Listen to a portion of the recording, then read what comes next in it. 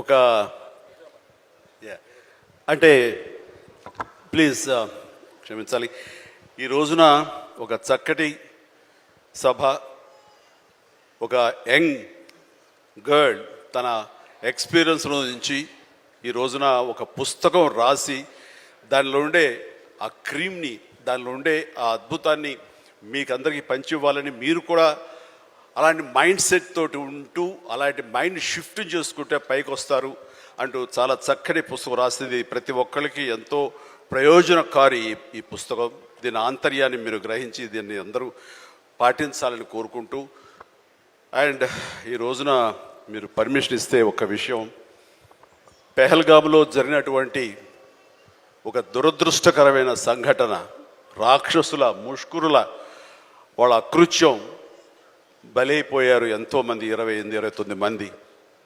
ఈ సందర్భంలో మన రాష్ట్రం నుంచి ఒక 2 యువకులు వాళ్ళకి బలైపోయారు. అండ్ ఇది చాలా దురదృష్టకరమైన సంఘటన. అలాంటి బాడీని ఆయన రిసీవ్ చేసుకుని వారి కుటుంబాన్ని పరామర్శిస్తున్నారు. మరో పక్కన ఇక్కడ తెనాలి అనుకుంటా, ఐ హోప్ పవన్ కళ్యాణ్ వెళ్ళి పవన్ కళ్యాణ్ వెళ్ళి వాళ్ళని పరామర్శిస్తూ వాళ్ళకి మానసిక స్థైర్యాన్ని, ధైర్యాన్ని ఇవ్వడం కోసం తమ వంతు కృషి చేస్తున్నారు.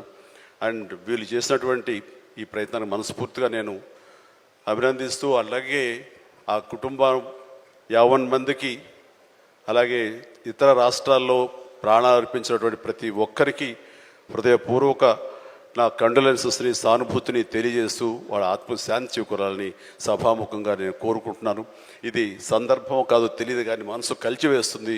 ఇలా మీతో షేర్ చేసుకుంటే కొంచెం ఊరట లభిస్తుందని వారి సమక్షంలో నేను తెలియజేసుకుంటున్నాను. నేను రావటానికి ముందు మీరు ఏమైనా సంతాపాన్ని తెలిపారమ్మా? సంతాపాన్ని తెలియజేశారు ఇంతకుముందు? సో